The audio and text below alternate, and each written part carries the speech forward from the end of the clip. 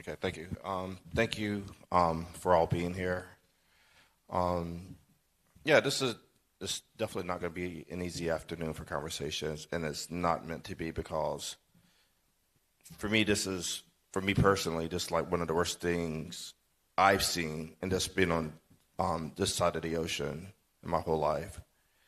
And for everybody on stage to experience and go through this, I just want to make time for them here to talk about what happened and then to have a dialogue with you all. So I may have a lot of you come up to get a little bit closer earlier. Come up a little closer later. But yeah, I really just want to make this time for them. And again, to like introduce themselves and tell their story for a bit. And then we'll have the conversation. So thank you all so much. And we'll start off with Nick, then we go to Marcio, then John, and then Moyra, and then we'll go into the Q&A. So, and again, thank you all for being here. Thank you.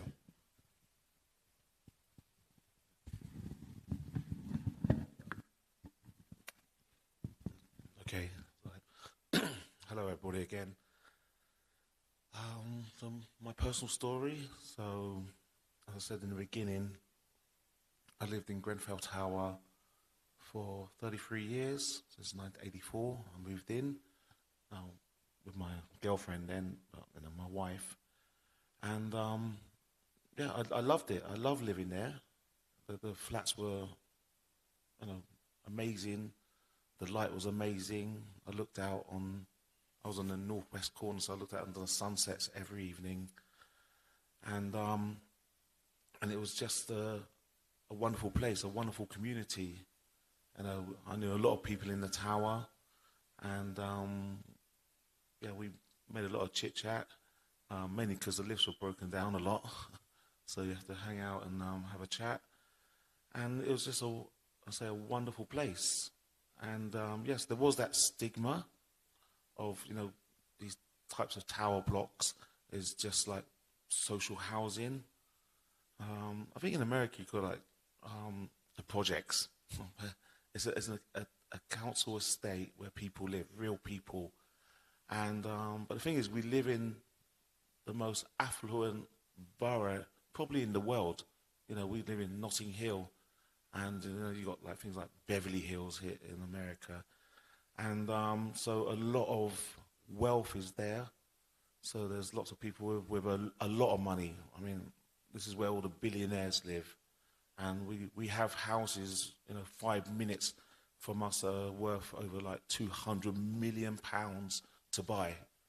And royal palaces, just 5 minutes from the house. So there's a lot of money there, and there's a lot of pressure on our community to be pushed out, to be moved on. They didn't want social housing and to be in the borough. It's an eyesore, and they don't get a lot of rents, and they actually wanted to take down the whole of the estate and build multi-million-pound flats or houses, and they're still actually doing it. They're still moving and pushing people out of the community. So generations now, where people, have had children, none of those children be able to live in the Royal Borough of Kensington and Chelsea. Nobody, because they they don't have the money to even think about purchasing a house, and you'll be moved out, miles and miles away and taken out of your community. So the pressures are there. But I say I loved living in that area. I was born 5 minutes from Grenfell, and my family have lived there forever. So yeah, I just really love that place. And of course, the night of the fire, we were there. In the end, we're just trapped in our bathroom. My wife and I and the dog. But then I just heard a noise. I couldn't actually take my wife out because as soon as we opened the front door, it was just pitch black. There was no light at all. The lights were on, but the smoke was too much. And I heard a noise, so I went and kicked my front door, and 2 firefighters said, "Okay, we know you're there." And so we waited, heard a big noise, like they were smashing down a door or something. I don't know what happened. And then they said, "Okay, get ready." And as soon as we opened the door, a hand came out of the smoke and grabbed my wife. Another hand come and grabbed me. I said, "How about the dog?" Said, "Sorry, let's go." And also, we had our parents' ashes in the tower. They've gone again.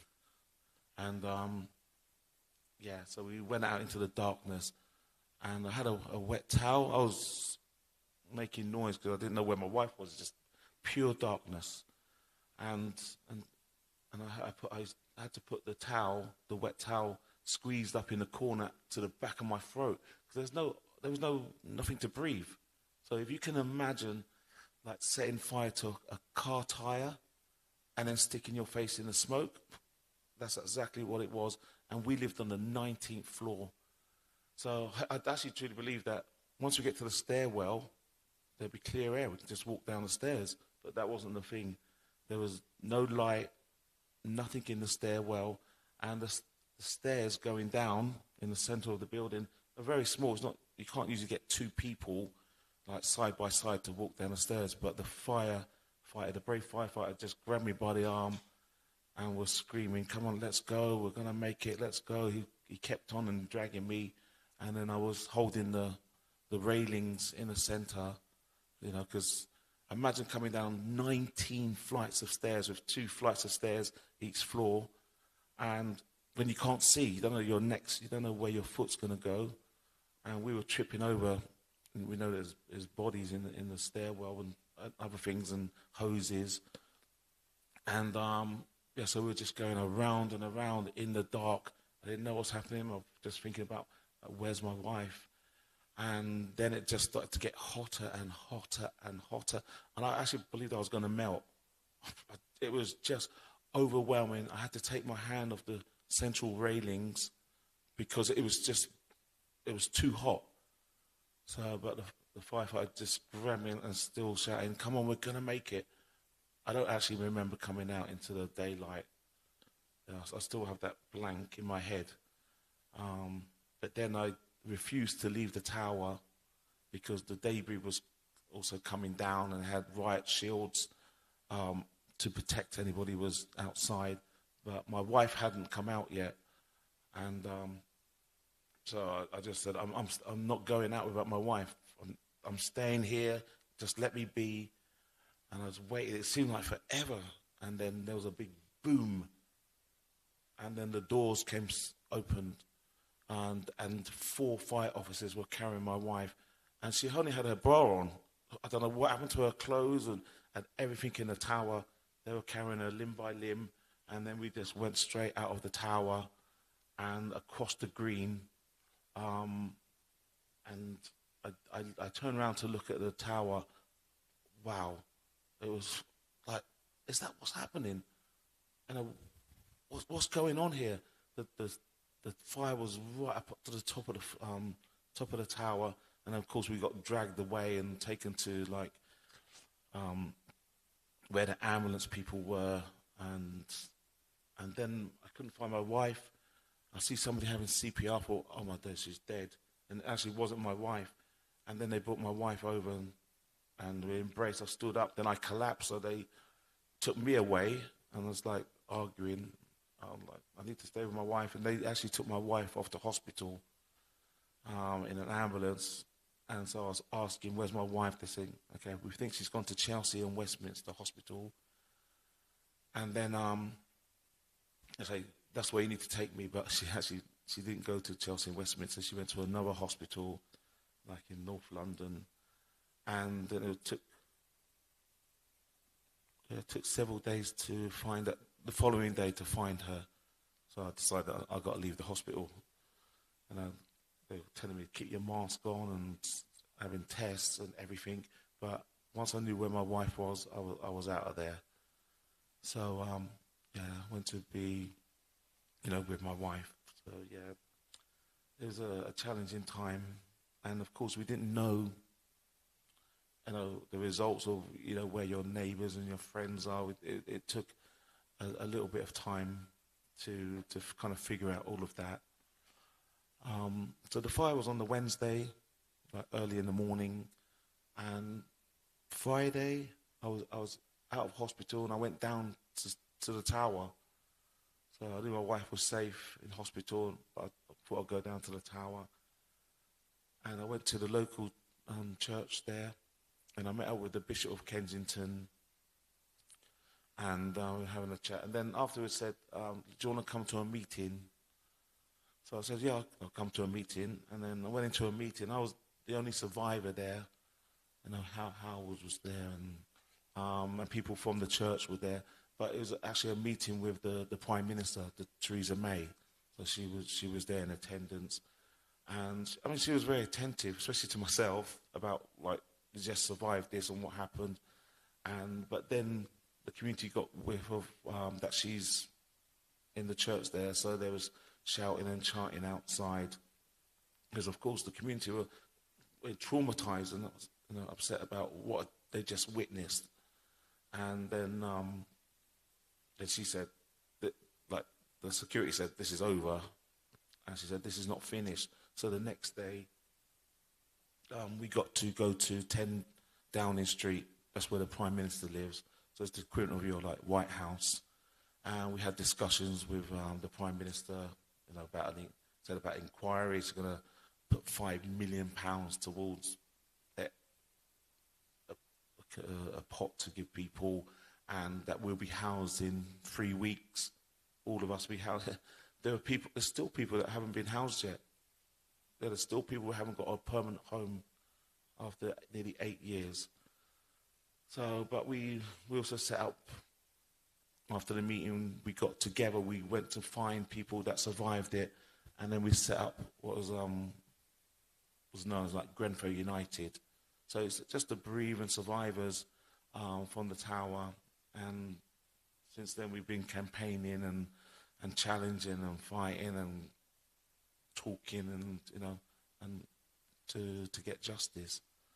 So I don't know if that's a little bit about myself.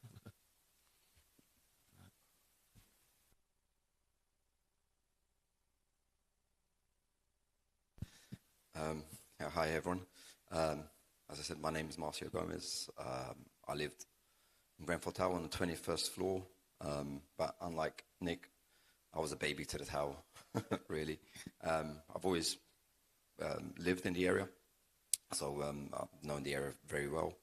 But I moved in when it was 2007 with my family, and yeah, we were only living there for 10 years, really.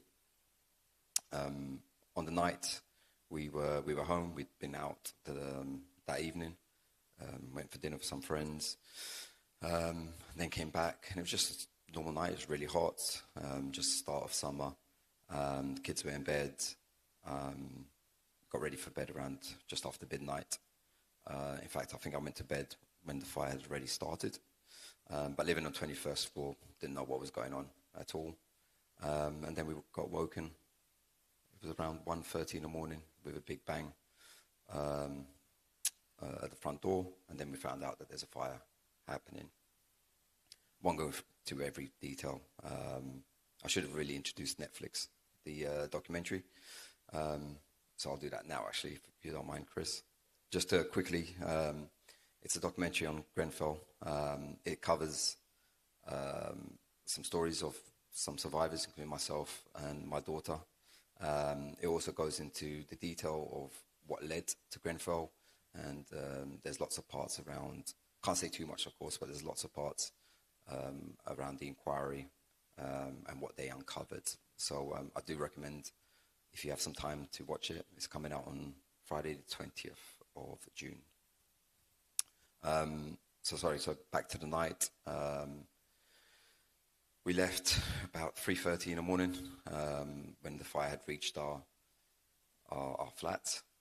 We had tried to escape a number of times before, but as Nick mentioned, it was pitch black. And from the video earlier, you can see me opening the door, and everything just goes black. The lights were on the outside, but you just could not see anything. Having said that, it was extremely difficult to breathe, so you're always coughing and gagging. So we managed to escape, going down the stairwell. Again, couldn't see anything. Unfortunately, stepping on bodies and stepping over them. Didn't know where the kids were, didn't know where anybody was at that moment, apart from I knew I was the last one. So I was just hoping to push them forward. Halfway down, my daughter passed out, who's on the Netflix documentary. And thankfully, thank to God, whoever you believe in, I looked down and I was able to see a little glimmer of light down the bottom, and it was a couple of firefighters walking up. And I managed to grab them, and they helped me carry my daughter down. And that basically saved her. They did have to perform CPR on her. So that was extremely difficult. But we did manage to get out at that moment. We ended up in a hostel. My whole family was put into induced comas.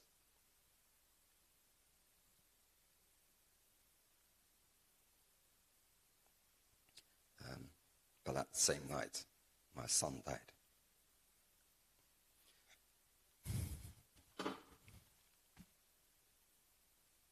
Sorry. That same night, my son died. My wife didn't know she was induced. When she woke up 5 days later, I had to tell her that our son had died.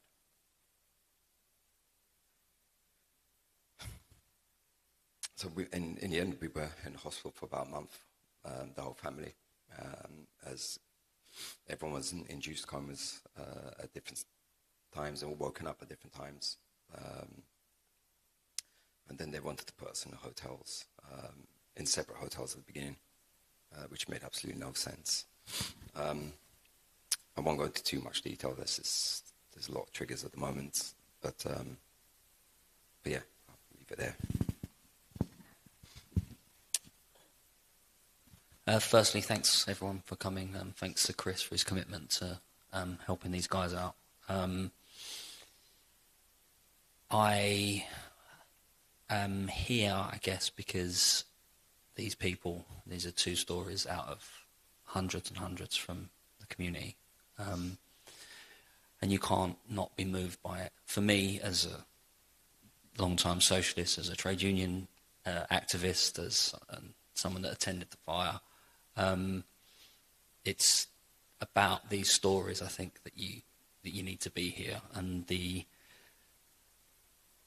uncovery of the inquiry. So for me personally, the night itself was the culmination of numerous failings and numerous opportunities to prevent it from happening, and that's the fight. That's why I'm sat in this chair. That's why I'm sat next to these guys, is because it's their stories that are the culmination of so many failings from government, from the regulation of the industry, it took 12 minutes to go from the fire, took 12 minutes to go from the fourth floor to the top of the tower, to the Crown.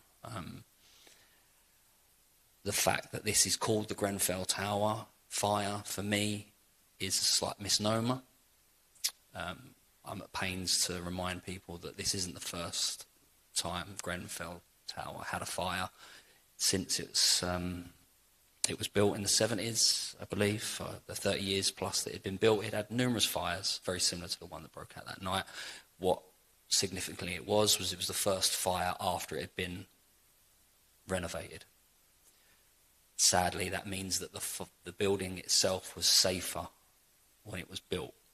And for one of the richest cities in the developed world, that's unacceptable. The position firefighters found themselves in that night. Some of the stories from my colleagues, the exhaustion I saw on their faces as they tried to correct this issue, will stick by me. These two have clearly come across some of my colleagues in their escape. The important part for me, and the important part of this story, and thank you all for coming, is the way that we got there. And there's so many details, there's so many missed opportunities that's the point that we need to get to. This isn't about a firefighter that attended Grenfell. For me, this is their story.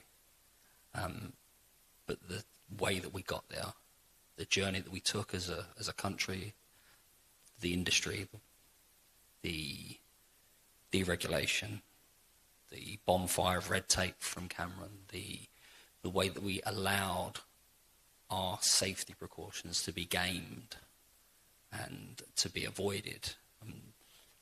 The culmination of that is the fire. But everyone is equal under the law. And if we can't have the regulation and we don't get the justice, then nobody gets to rest easy, even after this tragedy. So that's my story, but this isn't my story, this is their story. And I think that's why we need to come together behind the community and ensure that the voices are heard and there is solidarity across the Atlantic and solidarity with everyone who's working class, because we haven't got the funds to employ fancy lawyers and divert tactics. But this is a bigger picture for me about how these guys were treated post-incidents. So the press kind of went after them. It's a tower full of benefit cheats, and it's the way the media go after it. It's the way that the industries all coalesce to downplay the tragedy that these guys have experienced. And I think that's the overarching story for me. It's less about the night and how that transpired. It's more about what we do now, and people like Chris and these guys shouldn't rest, and we should be behind them 100%. So yeah, that's more my story. I'm sorry, it's not about the night. It's a broader picture for me. But these guys are the victims of something that should never have happened. Yeah. It's funny that it's 8 years on and I still find it really tough. I live 300 meters from the tower. I've lived in the community for 40 years. I just want to paint a picture of our community because I think we are a really special community. We're an incredibly multicultural community. We have a long-standing Irish community. We have a Caribbean community, Portuguese, Spanish. We have the second largest Middle Eastern demographic in London. And yes, we like a large family. We have the normal fallouts, but we actually are very coherent. This is a community that's known for the second largest carnival in the world, the Notting Hill Carnival. We have 2 million people who come onto our streets. We open our doors as a community to 2 million people over 3 days. So we've always been quite a coherent and tight community. And we'd been facing, I think, as Chris depicted in his film, as people have talked about, we've been facing gentrification. I think it's a problem right across the world, cities across the world. And we've been trying to resist that. And I think Grenfell caught us a little bit on the hop because we were looking at saving the Silchester estate. We were all focused on the fact that the local authority were planning to demolish 3 huge towers and moving out generations of people with no right to return, even though they said they could come back when they've rebuilt whatever they were planning to rebuild on there. And Ed, who's in the Netflix trailer there, was one of the people that I was on the campaigns. We were part of the same campaign. And so for me, on the night of the fire, Ed and I had arranged to meet the next day to discuss how we were getting on with this campaign. And I'd been teaching, I was a teacher, and it was very hot. It was Ramadan as well, which some of us think saved many people because people were awake. And my children alerted me to the fire because I had gone to bed. Their friends had called them. My daughter was 5 months pregnant. And eventually I got out of my slumber and realized the severity of the fire because I just thought the fire brigade will come and put it out. And went suddenly realized, I wonder what was happening to Ed.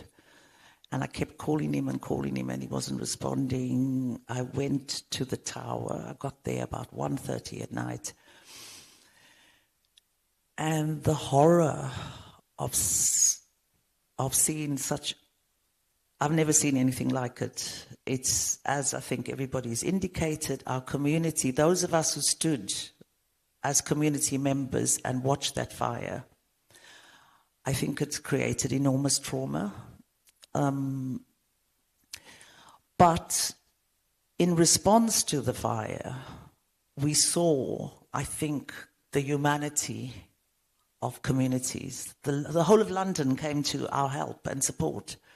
We had hundreds of people in the community, young people, people from diverse backgrounds, just organizing donations, water, food. We had faith groups. And it is in events like this where you see how we all come together and how we all support each other, and which is why in some ways we're here reaching out to Pittsburgh, because we know that we can reach to your humanity. And I became part of a campaign group. I'm no longer part of that campaign group called Justice for Grenfell. We were alongside the bereaved and survivors. We were not bereaved and survivors, so we had slightly different demands. We could make the more hard-hitting political demands, we felt. And yes, I worked quite closely with the Fire Brigades Union, with all the trade unions actually, because it was the trade unions who actually supported us to continue the campaign. And here we are, 8 years later, and we still don't have a criminal case. Not one of these people, all documented in that public inquiry, 5 years, have not stood in a court of law, in a dock, to account for their role in what people to refer to as a tragedy. I don't think it's a tragedy. I think it's an atrocity. This was needless. This was avoidable. And for some of us in the community, we firmly believe this is a form of social murder.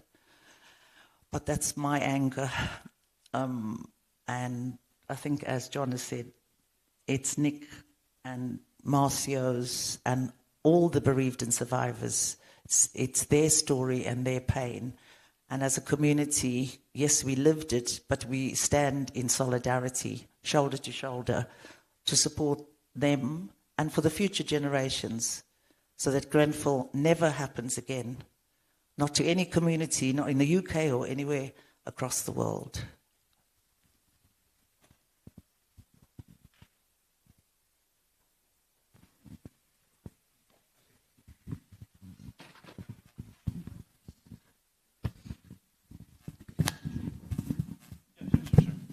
So we're going to take a short break for a minute, and I would like for everybody to come in closer, just a little bit closer for the discussion or so. We're going to rearrange cameras. We'll take about 5 minutes or so. Is it okay? All right, about 5 minutes, and thank you all for being here.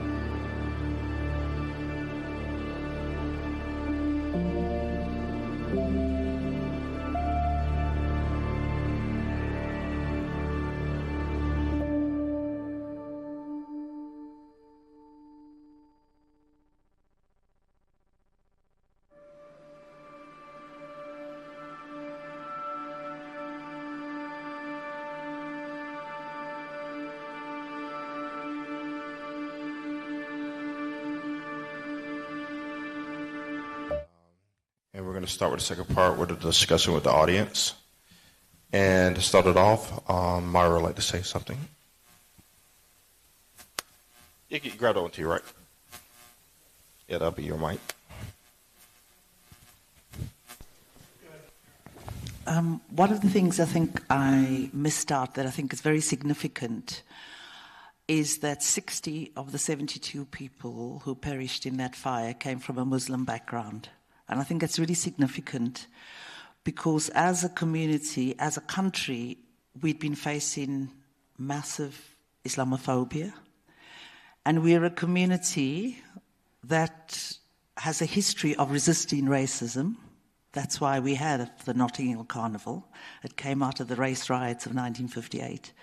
So I think I just thought it's important because after the fire, we kept calling out the role of racism, the fact that the residents weren't listened to, the responses after the fire, the fact that actually the territorial police were there for fear that the Muslims were going to riot, rather than being there to actually support families who had lost everything. So I just thought it's important that I include that in the context of what had happened. Go ahead and keep your mic handy. Y'all keep your hype mic handy. So, checking to see who wants to be the first who have questions. Yes, very good. I first just wanted to say that I hope that you find peace, whatever that looks like for you moving forward in your lives. And I wish the absolute opposite for Arconic. I'm wondering two things. If there's any meaningful legislation being pushed forward to keep this from happening again.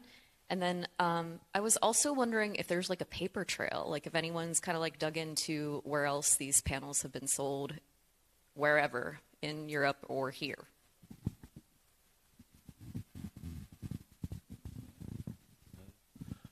First of all, maybe for the legislation, there has been things done back home in England, Britain, that actually we've been part of. There was a green paper on building safety, fire safety. Now it's into law, so they are clamping down on, especially the construction companies. So and we've kind of contributed to that. We've had discussions. And so things have got harder for these companies to do stuff. And there's a panic now of everybody checking their paperwork, what they bought and what they sold. And so, and then, even now, buildings now have to have 2 staircases for evacuation. So things have changed since Grenfell. Paper chain, the inquiry did a lot of stuff to open this Pandora's box, to find out, the inquiry, the Metropolitan Police went and got all the email chains and everything. So even with Arconic, there was no hiding stuff. They didn't want to give over their stuff, and maybe I think Arconic have actually given all their stuff over yet. So there's still things hidden, but I think there's enough evidence to say, they knew exactly what they were doing. Yeah, and there's certain characters, Claude Verney, I don't know what his name is. Yeah, he didn't want to even come to the inquiry, and we kind of, even the testimonial week, where all the corporates, including the fire brigade and everybody, were all sitting there listening to bereavement survivors' stories face to face. But Arconic didn't even bother to turn up. They put a table there right at the front with the sign saying Arconic. It was a powerful statement to show how disrespectful that they couldn't even send anybody to sit in front. And all those corporates did, Kingspan, Celotex, Ryden, everybody was there except Arconic. So, but yeah, there's still things out there. There's a bigger story, and about the whole thing of health and safety and greed, profits, bottom line, shareholders, what is happening, and it's happening to all of us. It's not just us. Once you start digging into what is happening about these corporates taking over the world, a lot of them are big American hedge funds that are buying up the world, and you can feel it. You know it's happening to all of us, and so yeah, I think it's Agenda 2030, but they'll own everything. So even with AI and we'll have nothing left for us. Everything can be on subscription for our whole lives, and yeah. I think also it's important to remember that there are thousands of buildings at the moment in the UK that still have ACM cladding, and they have HPL, which is another form of high-pressure laminate that's as dangerous, if not more dangerous, than ACM. And when we talk about regulations being porous, I think Loki talks about it in his poem. We all talk about the deregulation agenda.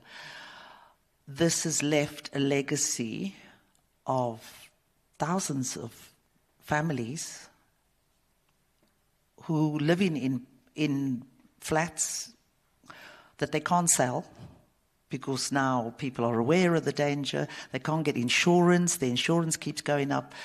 And they can't move. They're absolutely stuck. And some people are suicidal because they've bought these flats in good faith, and they actually can't move on with their lives. And also they live in this fear, day in and day out, that if there's a fire, Grenfell, the type of thing that happened to the families at Grenfell could happen to them. So I think those families, leaseholders and people who bought the flat are also a significant part of the campaign for justice, because there's an expectation and there's a tug between the developers who sold them or built these flats and the building owners and the government to try and force the remediation, the removal of this cladding. And of course the developers don't want to spend the money. Well, they claim they haven't got the money. And the leaseholders or the people living in these flats and us saying the government needs to do something about this. It is not fair. It's not just that people live in these, conditions. They bought their flats in good faith, but at the moment, there's insufficient. We're talking about 8 years on, and there are a tiny number that have actually been fully remediated, or they're starting to work on it. So this is also an ongoing issue in terms of how you legislate to ensure that actually people are remediated. Specifically for the fire brigade in London, there was a number of recommendations from phase one. They were implemented reasonably quickly.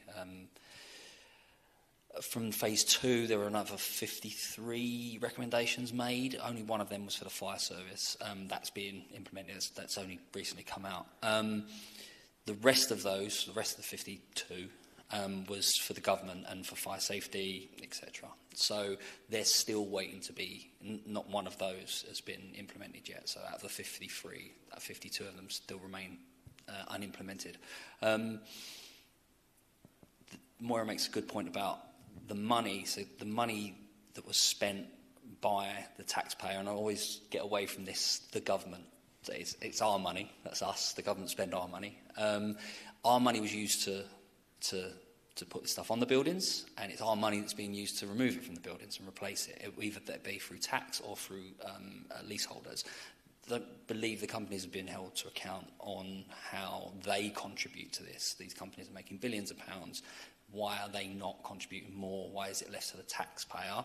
And that comes out of a pot that will ultimately reduce the pot for everyone. So as far as your question goes regarding implementation, I think most of it's being implemented. I think the government are now consulting on putting the legislation through to make sure that the rest of the recommendations are implemented. But for me, personally, this is kind of systemic in there is another Grenfell Tower type situation, not necessarily fire safety. There's one out there that we haven't seen yet through deregulation, through corner cutting. And one of the worst things to hear when you listen to these guys talk and when you hear the pain from the community and people that experience the fire, and my colleagues that some of them ended their careers through the fire, and we've still got firefighters that have health issues, and some of the community as well that have health issues that should be monitored, and some money should go into that. It was all to save £100,000. That was the statistic that came out of the thing that really stuck with me. Beyond the personal tragedies, this was for £100,000 saving. And just looking at pure numbers, we've spent millions on an inquiry, and it's a false economy. Do it right the first time, ensure the legislation's there. And there is a Grenfell type issue somewhere out there that we haven't seen, because this deregulation isn't just about fire safety. This is about water. This is about everything that we collectively should own. And I think the legislation is coming in. Improvements have been made, but we're patching something that's already happened. What are we doing as a community, and what are you guys doing as your community to ensure that the next big issue, the next tragedy, the next atrocity, I guess is the better term, isn't happening? And that's, for me, from communities across the pond, that's the bigger issue. Is like, where are we looking? What other things are we cutting that will lead to the death of more working class people?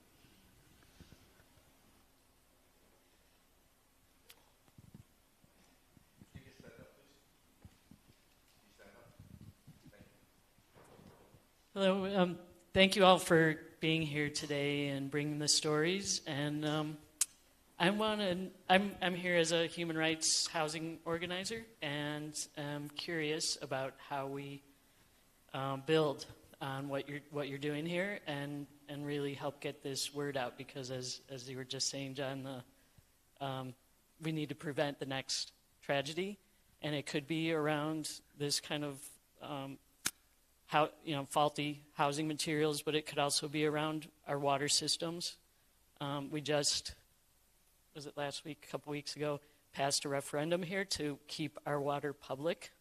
And we had already fought that fight to push back against Veolia, which was the same company that was in Flint. And we had the similar kind of problem here as we had in Flint. It just didn't get the same coverage. And we had to fight once, and then we had to fight again to make sure that our public officials didn't sell our water system, saving a few $100,000 for, to sacrifice people's health. So my question is how, I want to know a little more about that, the scenes at the end of the video that we saw in the first part on where you're starting to go after the heads of this company. Is there a campaign that's coming together around this?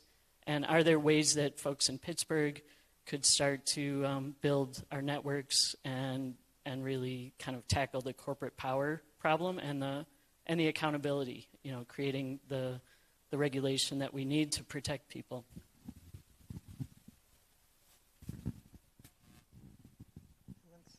Shall I start?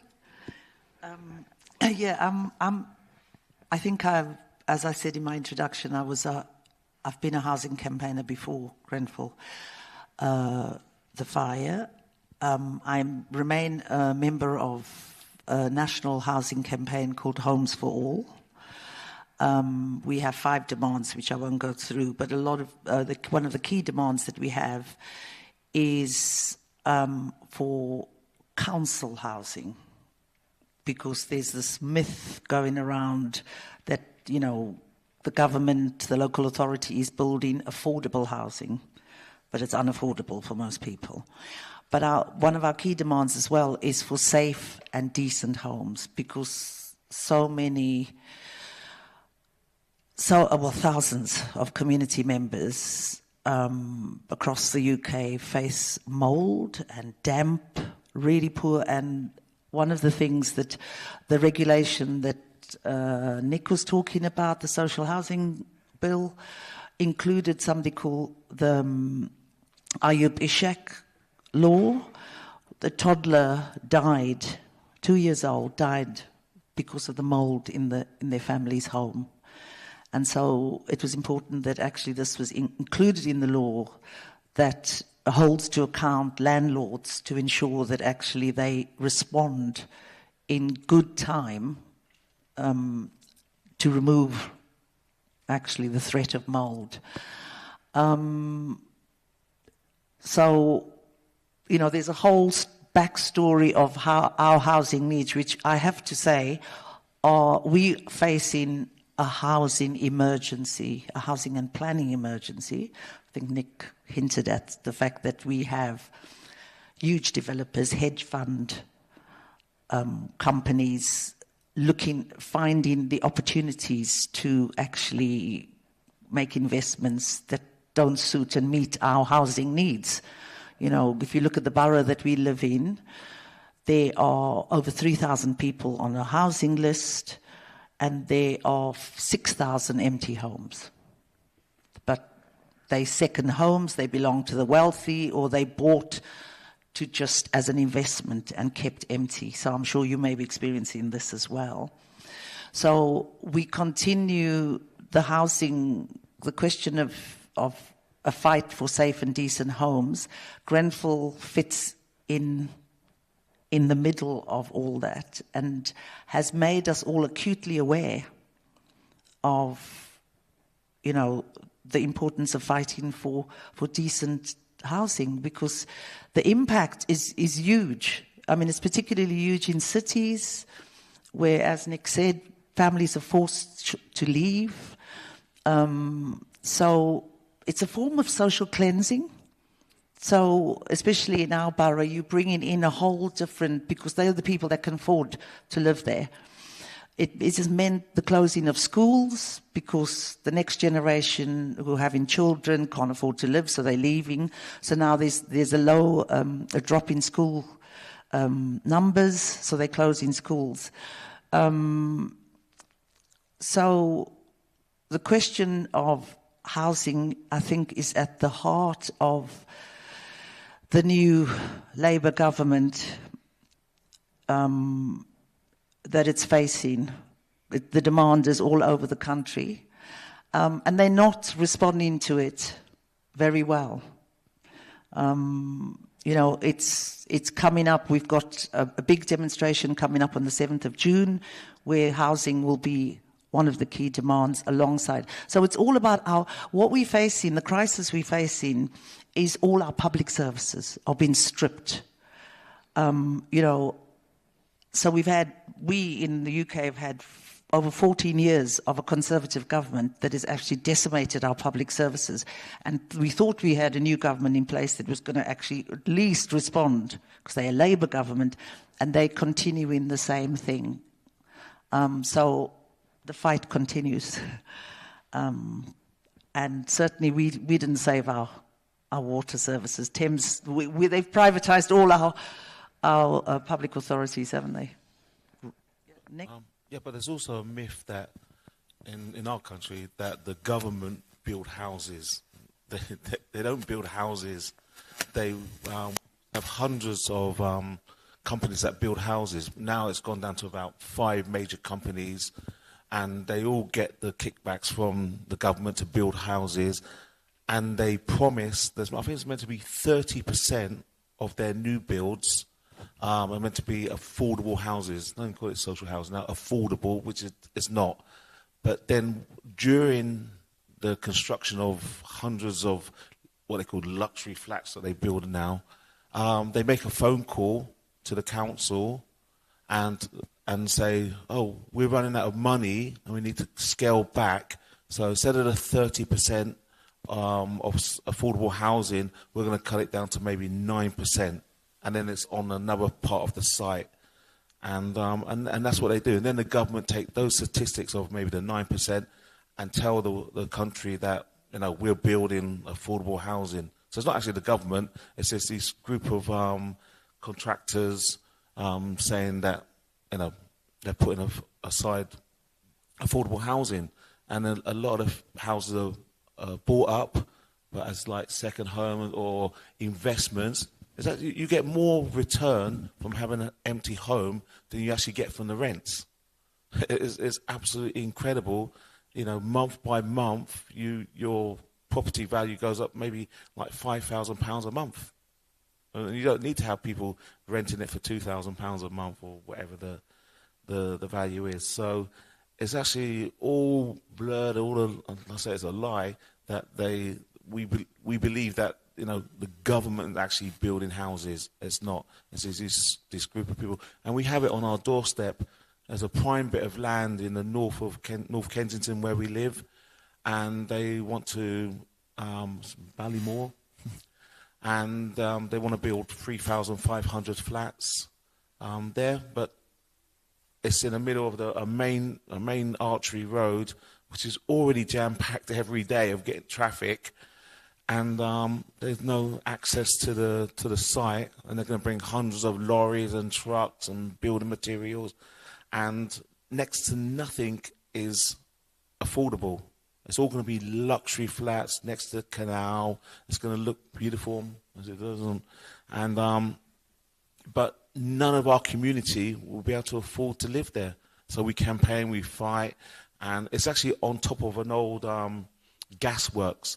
And what they did with the gasworks back in the day was taking all the toxins, and they dug pits and they threw all the toxins down there and covered it all up.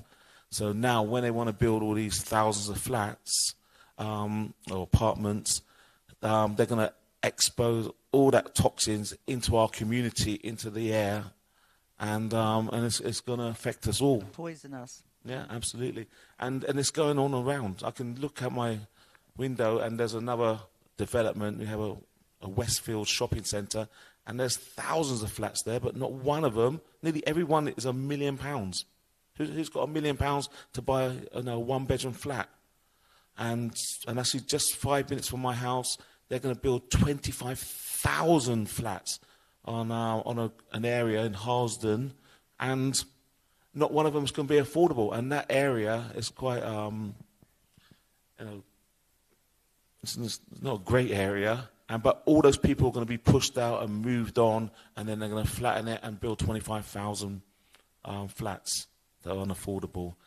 So there's a lot of pressure for people. They don't want people to live in London, and but we need all the people that run all the services and everything, and they're all going to be pushed out to the extremities. And I say about this policy of moving people out, to Peterborough. That's like hundreds of miles away, but our council, municipal council, I don't know what you call it here, has an agreement with the borough of Peterborough that if you refuse to take anything that they want in Kensington Chelsea, then you have to go to Peterborough, and if you refuse that, you're homeless. So the pressures are there. Is crazy. From a British point of view, keep fighting to keep your water, because we've had a social experiment in the UK of privatising water and privatising pretty much everything since the Thatcher years, and it's been an absolute disaster. We pay fortunes out in dividends and nothing gets reinvested. All the promises that were made. So please keep that fight up. One of the other social experiments that the Thatcher government were so kindly bestowed upon us was the right to buy, which was the ability, if you got a social housing. I'm old, but I still remember the day when you could put your name down on the council list and you had the chance of getting some social housing. You could rent it from the local authority, which acted as some kind of rent control, because if you could rent from the local authority at a certain level, private renters couldn't astronomically raise people's rents. And that led to, that money was not allowed to be reinvested into new housing, so that led to a shortage in the housing market, which drove up prices, which then priced out people coming along. And then the prices that people did pay, they spend more of their money on their mortgages and paying an interest than they can in the local community, in shops and stuff.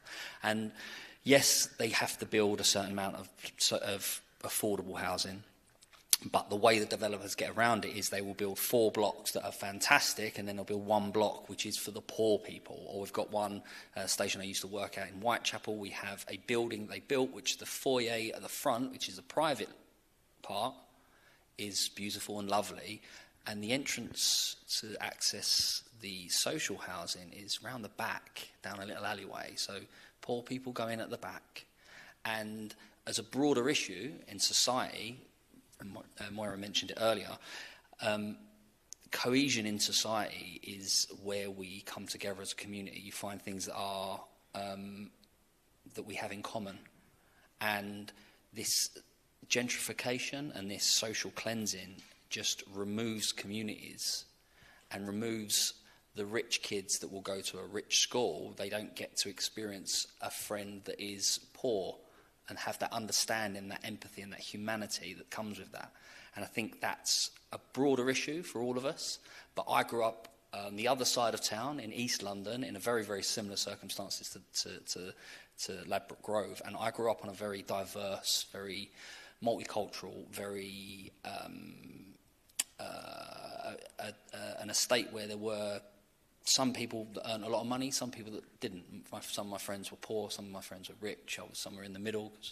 And I think that's important for everyone as a community, how we engage with each other despite our differences, and we concentrate on things that bring us together. And I think social housing and the right to social housing, and it being a human right, along with food, water, etc., is extremely important in ensuring that we aren't divided as a community, because I think that's where the dangers come for all of us. And I think we see both our side of the pond and your side of the pond, we see these wedges being driven between working class people, and ultimately that's a form of control. And I think housing, water, all of these fundamental things that people have a right to is one of the drivers. And unfortunately, it's not just housing. So if there's underinvestment in the other services that come with that, it's great if you want to build 3,000 houses, but you need to build a hospital, you need to build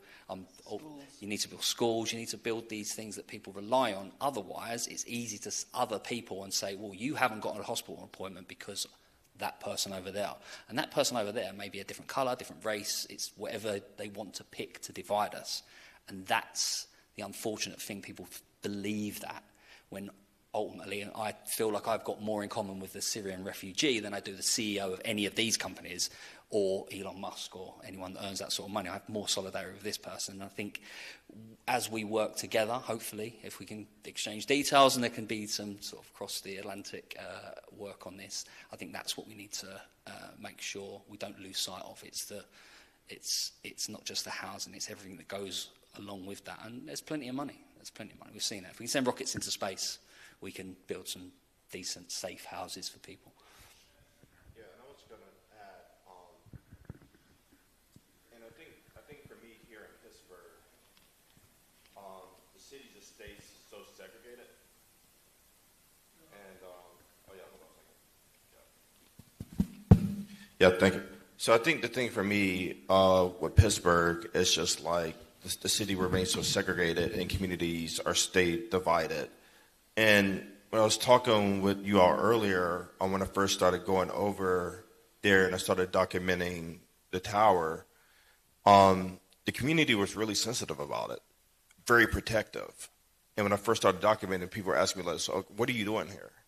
And I explained to them like a lot of the work that I was doing back here around like gentrification and about gentrification, displacement, and protection of community.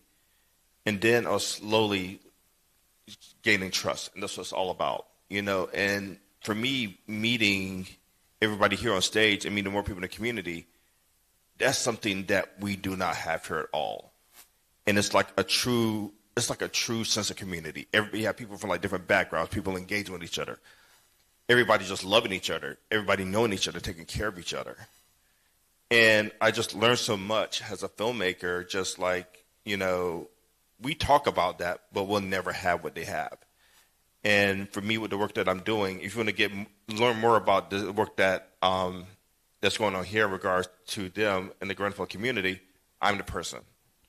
Just because it's really frustrating for me how a lot of politicians in the community here, they want to duck and weave stuff unless it's like nice and polite. And for me, it's like nothing gets done that way. And for me, you always got to go through the negative to get to the positive. And for me, it's like, it's really exposing people and exposing liars when they do stuff, And I just get really frustrated with politicians. It's up to us to make the change, like especially in our communities and stuff. Because honestly, especially in Pittsburgh, they don't show up. They do not show up unless demanded by, and it just really makes me angry. I never forget when I found out that Arconic was responsible for the fire here. I invited Gainey when he first got elected. And even though during that time, I didn't have a good relationship with them politically just because of just crap, he promised to come to my first Arconic event when I was going to start protesting about what happened with the Grenfell. But then his deputy mayor calls me and said, like, oh, we don't think that's a good idea. He's not in office. And I told him, 72 people are dead, and I hung up on them. Forget that. We need to do better as a city. I mean, we want to show that we're a great city to be, but no. We got to dig down deeper and get into our communities and, start thinking about the bigger picture. Because on June 20th, because of Netflix, Pittsburgh's going to see the bigger picture about how a company that they love here, Arconic, with their Arconic Foundation, are just murderers around the globe. Whether it be from Grenfell, whether it be for supplying Russia with weapon materials 9 months into the Ukraine war, or even making bombing materials for Israel to kill Palestinians. We got to be real about shit, And that's just me with my little rant for a second. So, yes, anybody else can chime in? And also, too, yes. Hi, my name is Loretta Payne, and I am also with the Pittsburgh City Alliance and Hill District Consensus Group. But I'd like to give you all a little history as I'm sitting here listening to this. As I grew up in a neighborhood which was one of the poorest in the city of Pittsburgh, I remember sometimes buildings would catch on fire, just catch on fire all of a sudden. And I remember people would say, it was drug users. That's who did it. It was drug users. And more recently, as I was growing up, I remember this church, beautiful church, and I would walk past this church all the time, and I'd say, this is such a nice church, very strong foundation. All of a sudden, one day it just went up in flames. And to this day, no one remembers or really knows how that happened. But as I'm sitting here listening to your story, it sounds like to me that, there's an old saying that's saying that, usually people of color, sometimes they're the canary in the coal mine. It seems like that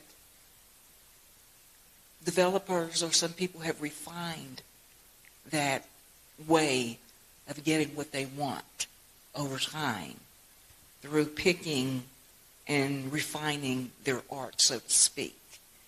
And it's ironic that company is located in Pittsburgh. So as I listen to your stories, it brings back memories of buildings just going up in the poorest neighborhoods, like Homewood. There was a case where this man was sent to jail for years, and he kept saying, I didn't set this house on fire. People died.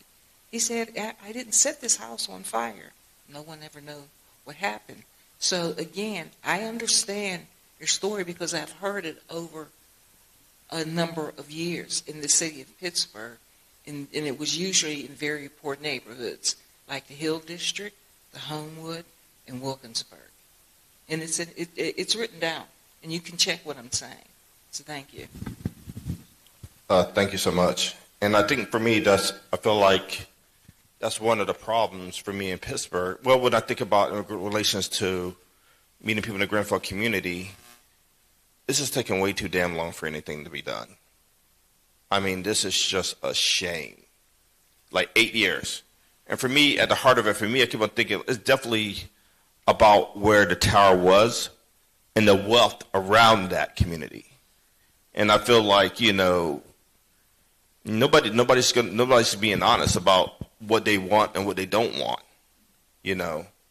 And I think that's one of the things I'm going to be digging in more to as a filmmaker, just thinking like, okay, what are you really going at? 8 years, you know, no prosecution, nobody going to jail, no nothing, you know. And the thing is, too, Arconic thought they could be like happily safe over here. Oh yeah, we do this best over there. Oh yeah, we sit back over here. We could gloat about our profits. We could gloat about how much money we're making. Yeah. No, not my backyard. Never. Hi again. Yeah, I have a little thing in my head.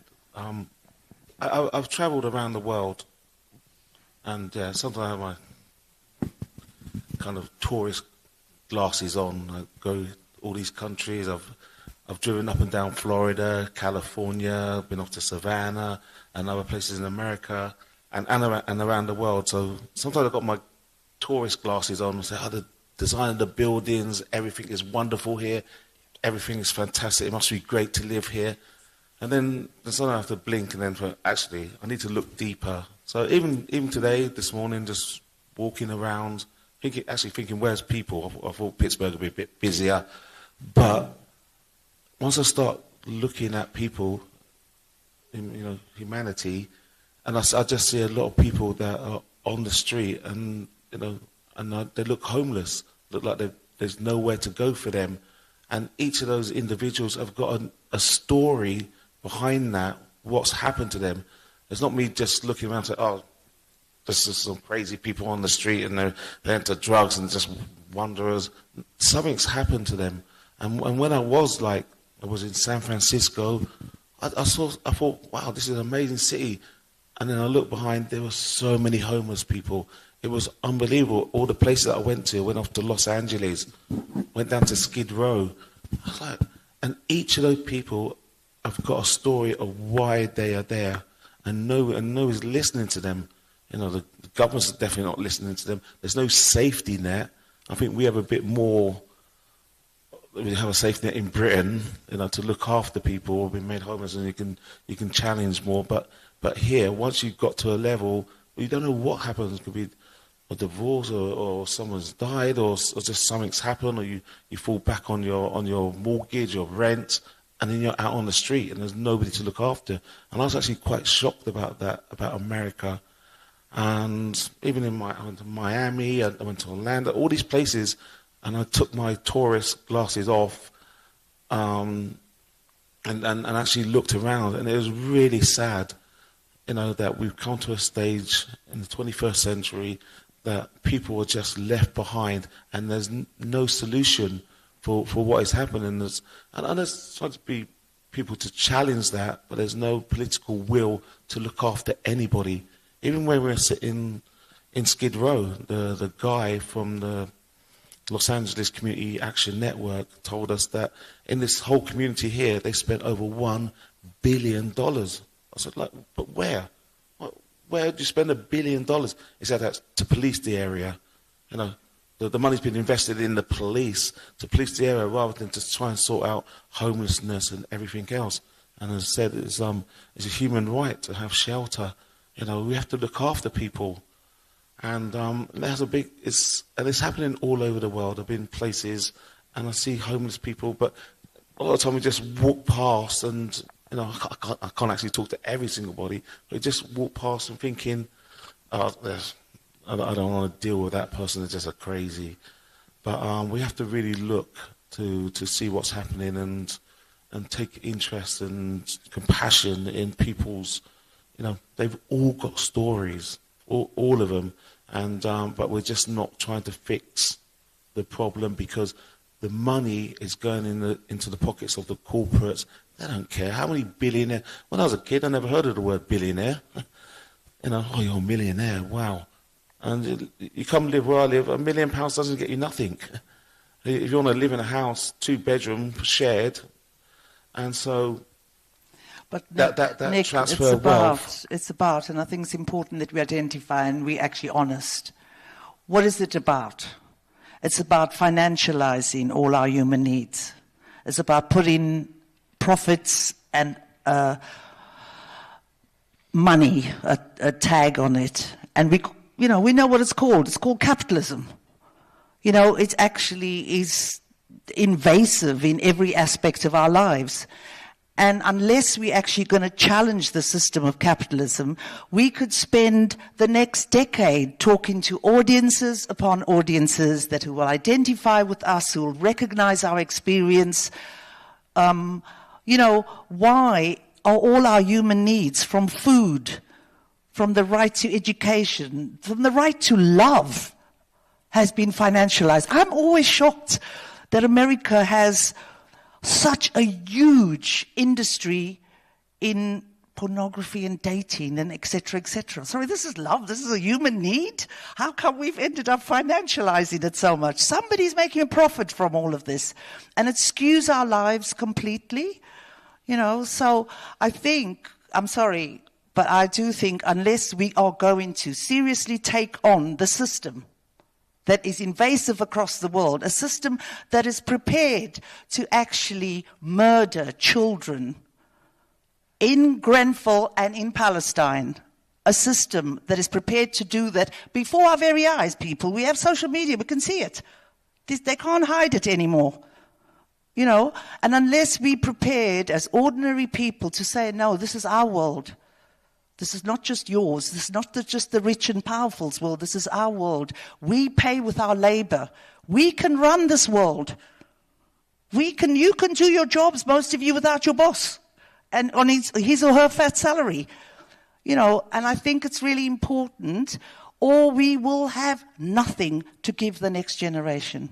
They will destroy it all.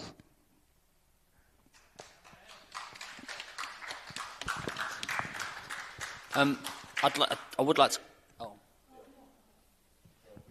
sorry. Just on the segregation comment, the point that you made, which I think is very important. I think London and the UK, the communities are kind of segregated. It was almost. I feel like it's in an organic way. When people came, they moved to areas where they didn't have racist people screaming and shouting at them, so they moved to, like, my missus' mum and dad are from India, and I know they moved to an area where there were other Indians, and I think that sort of happened organically. I think in the United States, I think it's a slightly different story for obviously historical reasons. But I do think that helps the people that we're kind of trying to fight in keeping us apart. And again, I'll go back to the social housing part of it. If you look at Grenfell, just for a start, there was a block full of every nation, every culture, every background, every sexuality, and I think social housing has an important role to play in that in the UK, and I think this does travel. The fact that if you have social housing and you go on a waiting list, then you will get a house, and you'll get a house next door to somebody else who is next on the list, and that person may not be like you. That person may not be your religion or your race but you will get to know them as neighbours. And I think that mixture of people allows you to see other people as human beings, because that's my neighbour, and it makes it more difficult for the powers that be, the people that thrive off of othering other people and segregating people. It stops that from happening, and I think it's a sort of social lubricant for. And I think social housing has a part to play in that. The good MP, a great MP from the UK once said, like, be careful how the government treats refugees, because it's telling. It's how they would treat you if they could get away with it. And I think that's one of the reasons we need social housing. We need people to mix. We need to not have segregation. We need to make sure that we understand other people as the human beings that they are, not the other person that is easy for the media to fearmonger and demonise and drive that wedge between working people, because ultimately this is what we are. We're many, they are few, but they have the levers of power. They have the corporate money to ensure that they are listened to before we are, and the only way we combat that is together and understanding one another. So, yeah, I think that's social housing, again, one of these fundamental things has a role to play in that, a role to play in community. Oh, sure. Thank you for, bringing in this conversation around, humanity. And I can't not notice that as I look at the 72 people who were killed or who died, the majority of them appear to be from the global majority. And I can't help but to notice that 3 out of the 4 do not appear to be from the global majority, which speaks to something that you're talking about, that we're all talking about in terms of racism, because maybe there would be even less acknowledgement of this situation if there were black and brown people who were being represented in this way. So, and it's the way our country works. Unfortunately, we would be willing to, so please hear me say, I am glad you are here. Don't mistake that for anything other than that. But it just acknowledges just how, not just our country, the United States, but around the world, how the word, people can digest things a little bit more based on who it's coming from.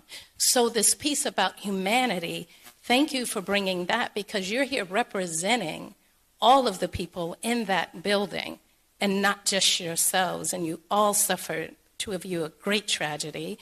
And there's trauma from not only what you all suffered, but you all looking on and then being, a firefighter or however you served in that situation. But that's something for us to always keep in mind, like who we are willing to listen to. And I am grateful that you all are willing to bring everybody into this conversation. So it's just a noticing. Thank you.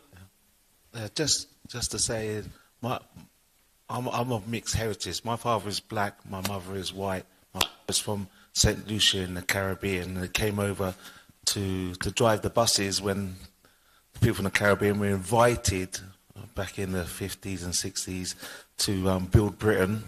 And I'm actually quite lucky to live in that area of where we live, because there was a lot of the Caribbean community that came there, because it was actually it's Notting Hill now, but it was a very, very poor area before, and the rents were the only ones that they can afford. So, yeah.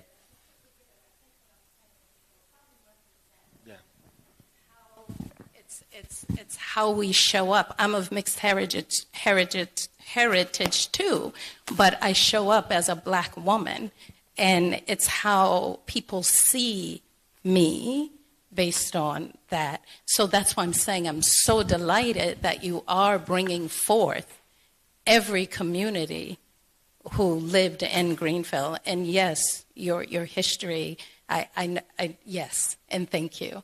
But it's how we show up to the world. Yeah. It's also one of the key issues that we highlighted after the fire.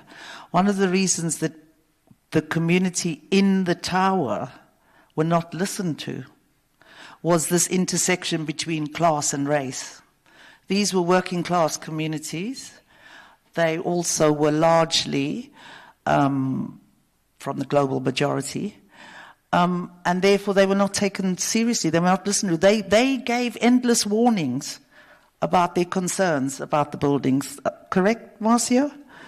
Yeah, and Nick? But because they were in the majority, they weren't listened to. And I think our panel represents the best of London, the best of our communities.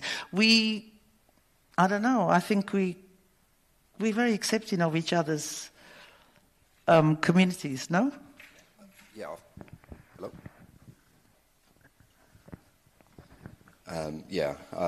I think the community is amazing. Not only just the community in the wider scale, but Grenfell itself was its own micro community.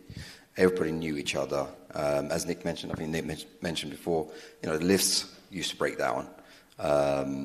We used to have to wait for the lifts many times. Most of us had families, young kids, take them to school. So we'd meet in the lifts and we'd speak to each other and from all walks of life. There was consultants, NHS workers, public sector workers, people that bought their own flats as well, from backgrounds such as Eritrea, Portuguese. I'm Portuguese, born in Portugal, but forced to move to the UK when I was 5. Jamaicans, English, Irish, everywhere in the world. And it was such a beautiful place, and I cannot tell you how safe it was for my children, for all the kids. They used to play in the hallways. It was so multicultural, and it's very difficult to articulate, because I can just say all words and you still won't understand how beautiful it actually was unless you lived there. And it's almost the same as I can try to explain until I'm blue in the face how difficult it was to escape the tower. And believe me, you will never understand what it is because you've never gone through it. So unless you've gone through it, you won't truly understand the whole thing. But what I'm trying to say is, as a community, it's just amazing. And then when you even branch out from Grenfell, you had the Spanish kind of area, the Portuguese area, the Irish area, but everybody was together. Most of my friends, I think I've one Spanish, one, you can literally count all the nations in the world, which is beautiful because then it allows me to go and visit them. It allows me to go and see other countries. So it's such a special place, and I am going to be biased because I've lived there pretty much all my life, and it's a place that's just fantastic and continues to be. And I know we're talking about 8 years on, and this isn't just an element that happened 8 years ago. This is something that's having an impact now and continues to have an impact on all of us, me included. I'm divorced now because of Grenfell. Nick alluded to not having a place. I'm one of those that haven't been rehoused because of the divorce. So I've had to move into my mother's place, which is fine. It works for me because my kids can come and visit me, so I have no problem with that. But it still has an impact, and an ongoing impact. So, and Arconic is obviously heavily involved in that.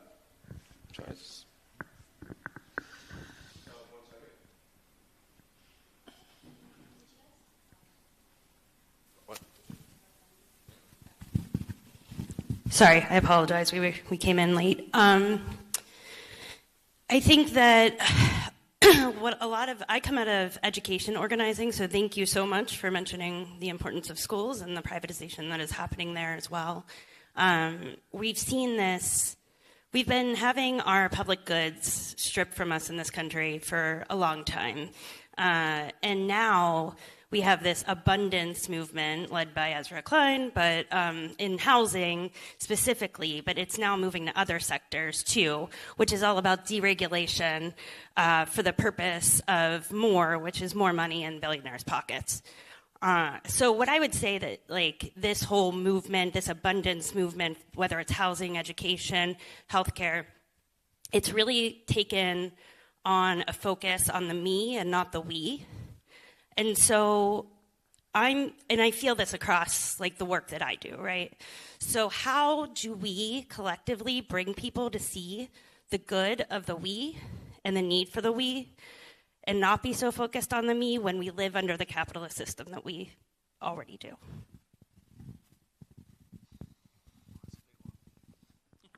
I think we need. Hello. Wow. Okay. I know.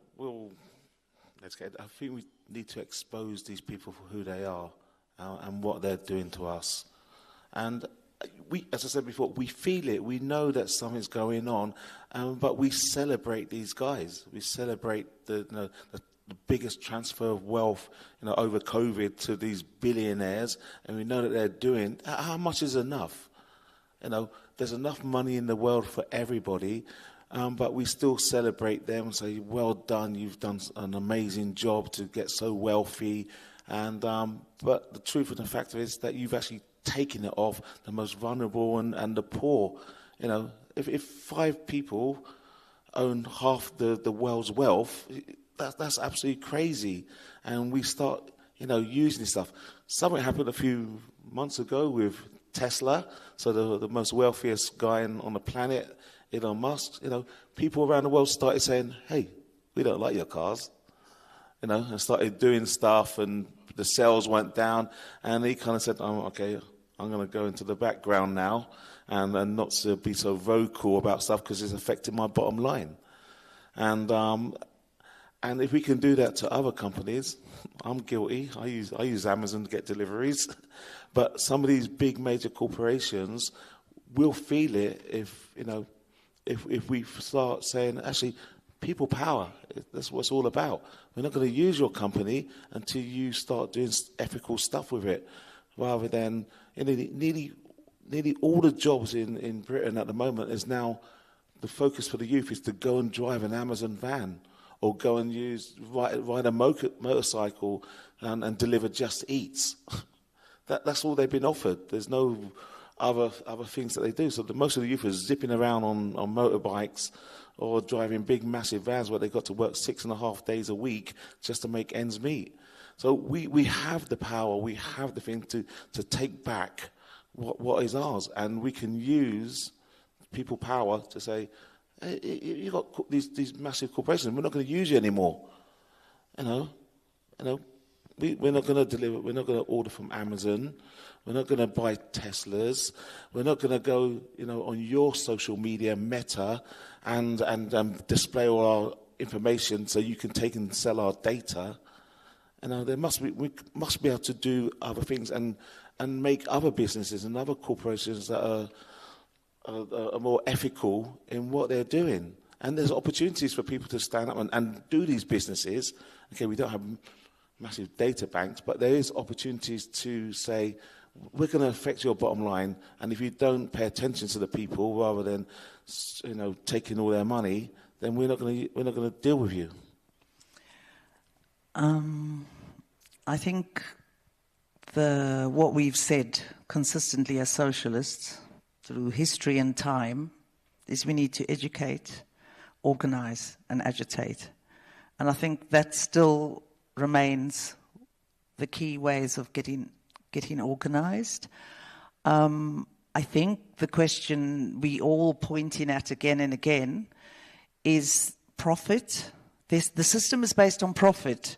Who makes the profits is us. We make the profits for them. And so we have sufficient power to say we will not continue to make the profits for you. You know, either you actually pay us what we think we deserve for our work to enable us to live a vaguely decent life, or we remove the power that we have. And I think that actually the time we need to be going on strike a lot more. We need to be withholding, you know, our power through not buying particular goods, as you intimated. You know, there's a massive BDS campaign that's happening in the UK at the moment against Israeli goods. If we can't stop this genocide, we can use the little power that we do have to actually, if profits is your bottom line, we can actually impact on those profits. But we do need to get organized. I think that's the key thing. We need to come together. We need to, you know, I think it was one of my favorite lines that comes from Frederick Douglass, the great, you know, anti-slavery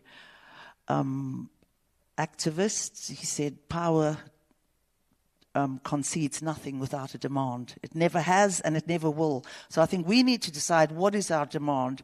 And I think our demand is for a more just, a more equitable, a more fair world that's going to last longer than 10 years. You know, we are impacting on the climate dramatically. Well, they are, not us sitting in this room. And so I think there's a world to win. I mean, I don't know how else we're going to do it. Or we just give up our hands and say, well, they're too big and we roll over. But you know, in our community, we have the Mangrove Campaign, where they fought against racism. They did not roll over. They fought and won the first victory, the first time the UK state admitted there was institutional racism. And that was in the 70s, you know, and so I think, I mean, I grew up on the civil rights campaigns. You know, I was in awe. There are so many campaigns, there are so many huge fights and movements you have in this country that we all across the world, I'm South African by birth. You know, I lived through massive racism and injustice, but I looked across the waters at what you did and I was inspired. And I think that actually we need to remember that international solidarity in the way we inspire each other, and we need to get off our knees and fight. So, to do that, I've always, limited experience of organising. Moyra's a much more seasoned organiser, but it's conversations. It's not big. I don't think we don't win. We all thought if you're as old as I am in this room, you saw social media would be the coming together of us. We would be able to speak to people in China and South Africa and everywhere, and we'd come together as humanity. We'd have these conversations, understand, and unfortunately, it's been manipulated in such a way that it's dividing us. The algorithms that you get will just feed you everything you want to know. I make a point of the few bits of social media I do use. I make sure I follow the other argument, not to agree in any way, shape or form, but I don't want to be compartmentalized into becoming insular in you need to listen to other communities, because my algorithm would feed me the straight white male feed, which is not what I want. I need to be following Black Lives Matter, I need to be following these things. But I think a lot of this comes from individual conversations, having them, but listening to them and ensuring that you hear other people's stories, other people's issues, and then if you can, and if it's appropriate, you lend your voice to those. So I'm going to sit here as a straight white man and understand that I have privilege there. First thing I think we need to do is recognise that. But I think there's an opportunity there to speak to people that look like me and sound like me, and if I can amplify somebody else's story in a way that person will understand. Unfortunately, she's left because there's a point I wanted to make, was by doing that, you are likely to be more receptive. Unfortunately, it's human nature that you'll listen to people that look like you. And if you can listen to other people's stories and amplify that, I think that will build the humanity that you need. But these things are little conversations. And one thing I would say is I think you need to understand your enemy. I don't necessarily call people the enemy, but people that think differently or think that the opposite of this, the racists and the capitalists and things like that, I don't think we can just write people off. I think we need to convince them, because they need to come with us. And the more people you've got on side, the less enemies you have. So it's about convincing individual people. And I think it's about lending your voice, if you have a place of privilege to speak, is to lend your voice to other people without taking away their story. You have to assist everyone. Well, I'm maybe starting to wrap this up shortly. Thank everybody. But I'm going to have a question for all of you, and take one back here. But I'm just thinking about what you said, and that's going back to what I thought about when I first started meeting people from the Grenfell community, and it's a mixture for everybody. And I think that's the one thing that we're missing here right now with everything going on. It's just like, America have always been made up of everybody, different backgrounds and stuff. It takes us all to really make this country great. And, when people need help, especially from outside the country, we still have to accept them, and not just the white ones. And also, too, draft dodgers should never have military parades for themselves. Okay, your question? So I just want to pick up on some of the threads about, we need to be we need to figure out how to build power to make the changes that we want. And I'm wondering if there's work happening or thoughts about how this Netflix film could be a tool. Because I think film and art is really helpful in humanizing the stories that get dehumanized through the mainstream media and social media. So can we, we've got some organizers in the room. Can we think about ways to use that Netflix film and maybe some of the connections we've got between our different places and cities that there's a lot of similar stories about gentrification and capitalist exploitation that we could be helping to build some of that power and building on some of the work we're already doing here and that you're doing there. So can we use this film? And are there some thoughts about how we do that?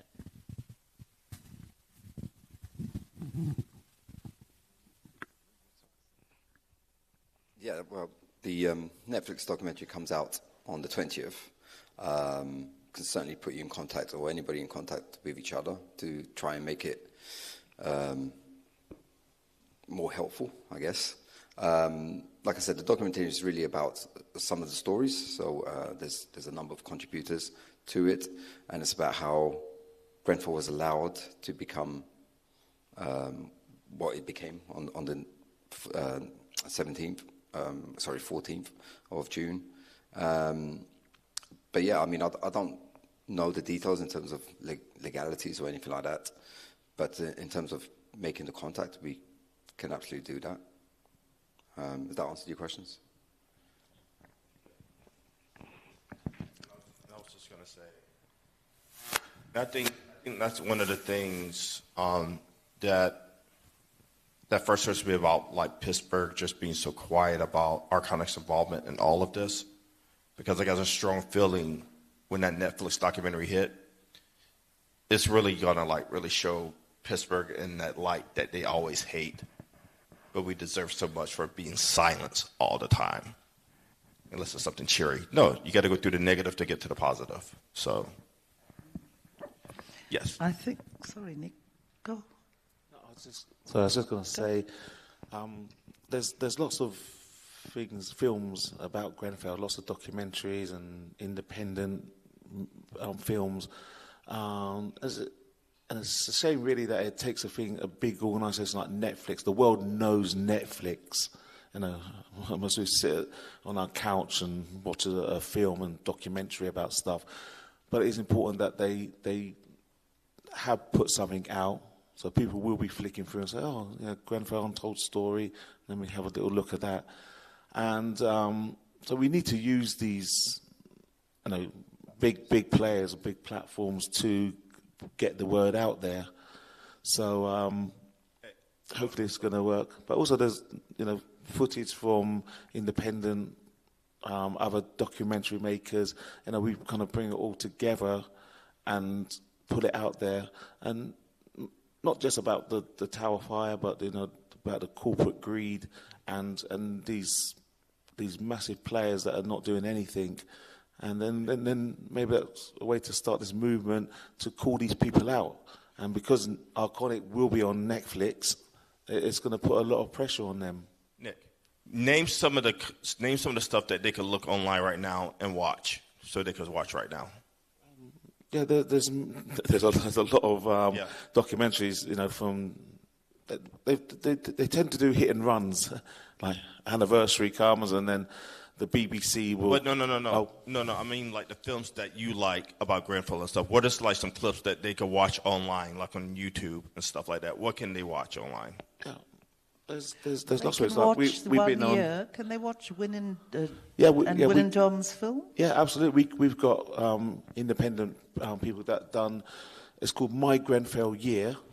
So it's like 36 minutes, and kind of they're a group of guys that they're our local community. They're us. So they're not these, the BBC, ITV, American Channel, CBS, CNN, all these people that do hit and runs every year. And they've done this one, My Grenfell Year, talks about a few of us in the community. But also they've followed us for the next 8 years, and they're going to put out another second part of the documentary for the 10th anniversary. And they've travelled with us. They've come to New York and LA and other places. And so that may be a good one to work. And they've got lots of footage and lots of information about, all these corporations. And we need to call out the other corporations as well. It's not just Arconic, but that played the biggest role for the accelerant of the fire. Their cladding. I think you can also just YouTube, because local filmmakers in our communities have actually picked up. I mean, I think it's whatever suits your purpose and what it is that you as a Pittsburgh community know what you want to get out of this. I mean, what we'd like is to inspire is something concrete. If you could get a mass petition after the film that goes to Arconic, a petition that says something that talks about them recognizing their culpability in this, that will be a win for us. But you can also find ways to link it to the other ways in which your communities have been treated, where the money's been spent. Are these companies paying their dues? Are they putting their funds into schools and hospitals and all the rest of it? So, I don't know. That may just be one way. One more thing before we come to you. What's the name of the documentary you told me to watch? It took place in the tower before everything. Constantine's. Yeah. Constantine's grass. Yeah. Can you say the full title? Dictating to the Estate. Has that been filmed? You see, the number of plays there's been at least 4 plays that have been done about Grenfell. Some of them have been filmed. There's the one at the National Theatre that was shown in New York. That's been filmed, and I think you can. I don't know. You can rent that. You can rent that online. Yeah. Yeah. Yeah, it's a must to watch, actually. So there was, I'm not sure if you'll get it, but there was a panorama documentary that was done by the BBC which looked at the testing and looked more the BRE group that was supposed to test it and how they did some secret filming and stuff. So I think that's it's not necessarily about, I can't say whether the community liked that documentary, but I found it interesting how they explained the testing regime and how that failed.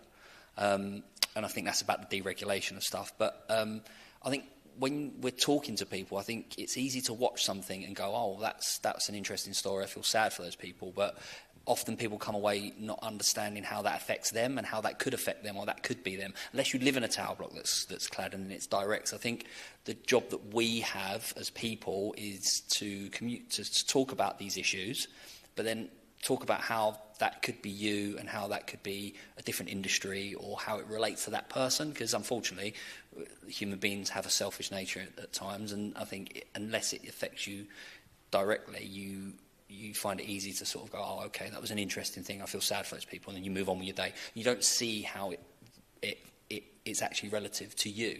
I'm going to recommend one that's not Grenfell related, but there's a fantastic documentary called Nae Passaran, N-A-E, which is about a Scottish factory who refused to work on engines, for the Pinochet regime in Chile, and they prevented the death of hundreds of thousands of Chilean residents who are being systematically killed by their leader by just not servicing their jet engines. So it's a really inspiring story because it's about how ordinary people sort of change the world. And there's a plaque in Santiago, Chile, where saying thank you to this group of trade unionists from a Scottish factory. So I think there's lots of stories out there. Obviously, Grenfell's now, but there's lots of stories out there how people can change the world. Small groups of people can actually make a huge difference to people. So if there's people that work at Arconic, if there's a trade union within Arconic, can they do something? This is your town. You have the connections. You have the people. People have the power when it's exercised correctly. So if there's a trade union within Arconic, if there's some form of connection with the company, then let's talk to those people because they're the workers on the ground, yes. they're not the CEOs. They may be able to affect it. So, yeah, I think there's inspiring stories of how people can affect change, and I think they are helpful when you're trying to think of ideas on how to hold these people to account. And I'm gonna wrap this up shortly, but I was gonna add to that. When I did when I first did the live stream of the anniversary, I believe it was like 2018, and I hired a media truck and I live streamed the ceremony outside of Arconic headquarters at lunchtime. They about lost their mind, but there was nothing they can do, and that was the whole thing. And I remember when you said that about talking with the trade union, I remember I looked over to my left at one of the garages, and there were like people working, and when they started looking at my truck and what was going on, they started arguing with some of the people at Arconic. It was great to see, but yeah, we have to put it out. I keep putting it out there, and I'm not going to stop until everything's done right by you all. I'm going to say thank you all for being here. Chris, can I just say something? Yes. Just before we wrap up. Yeah, you have to be careful as well, because if you're going to put yourself on the line and people are going to point fingers at you, and especially what's going on in the world. What's to put it? Aluminium, we call it aluminium, but aluminum is big on the agenda around the world at the moment, and this company is absolutely in the midst of that, and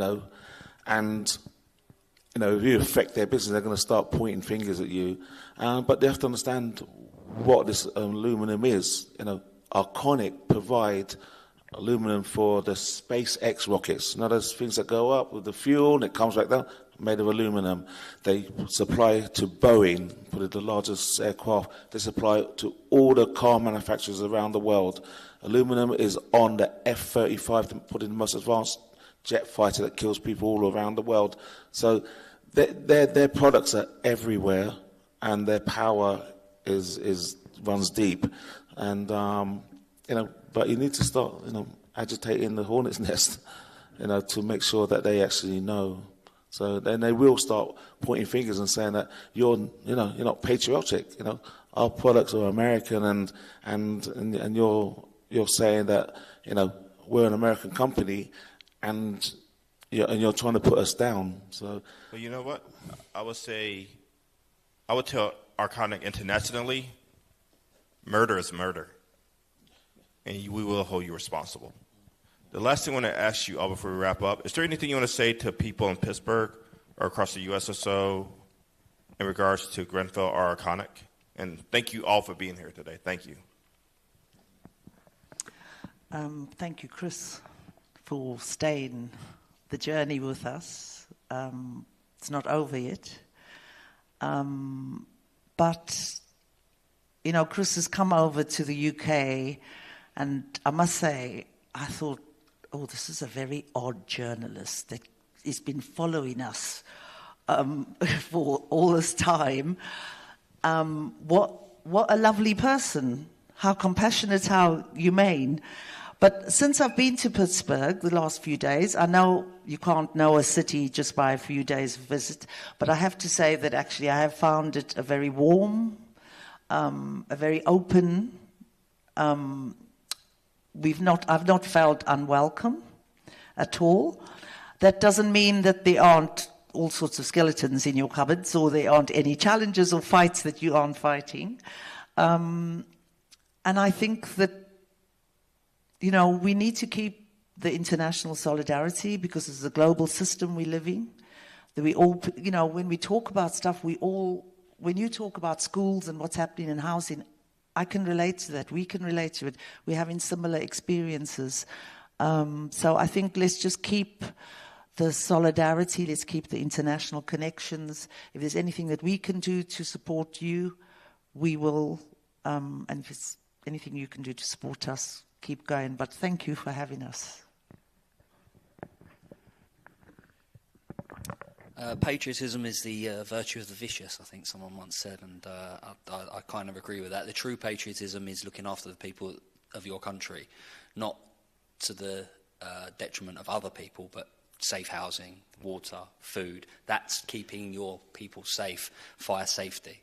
So that's the message I would have to Pittsburgh. I've had the same experience. I've walked around, and I'm a Londoner, and so I go to New York, and I'm kind of at home because everyone's just walked past you and everyone's a bit grumpy and stuff. So I'm kind of used to that. So Pittsburgh's been an absolutely lovely change. I've been walking. Not many people walk. So the three of us that were walking in the morning, everyone said good morning and stuff. It's been lovely. You've got a lovely city. But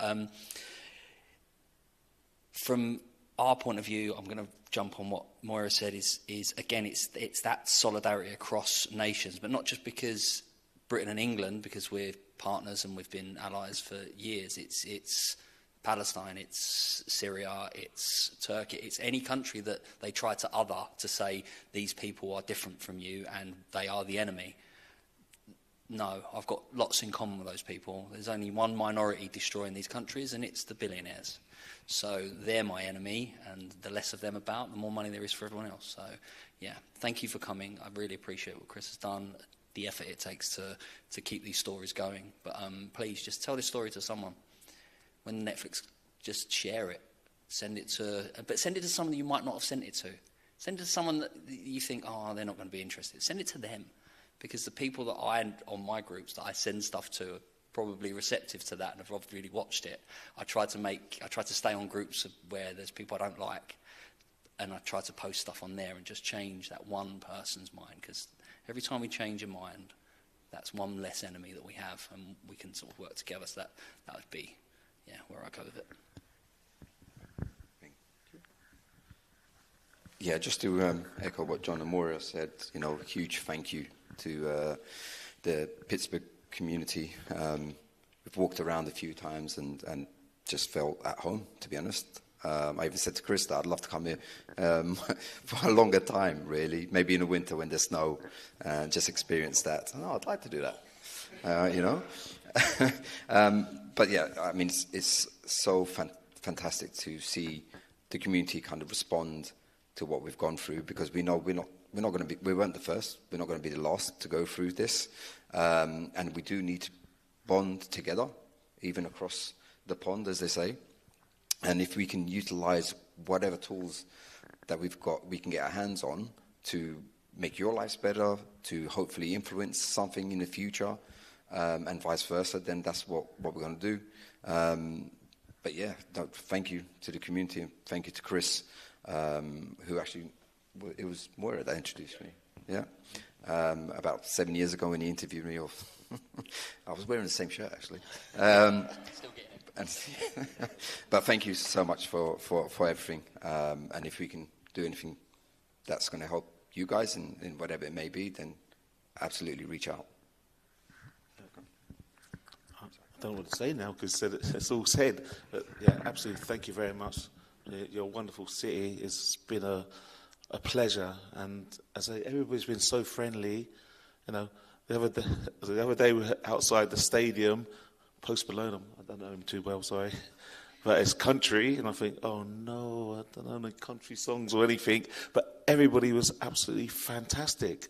They wanted to stop and chat and smile, and it was absolutely brilliant. And so I want to thank the people from Pittsburgh, you guys, and as I said about we can help each other to overcome some of the world's challenges. It'd be absolutely fantastic and an honour. And Chris, thank you very much. And also what happened, was it last night? Was it okay to discuss about what happened last night? No? You sure? No? No? Okay, no? No. No, okay, there was no. Okay. I think that's enough. Yeah. We ate last night. And, yeah.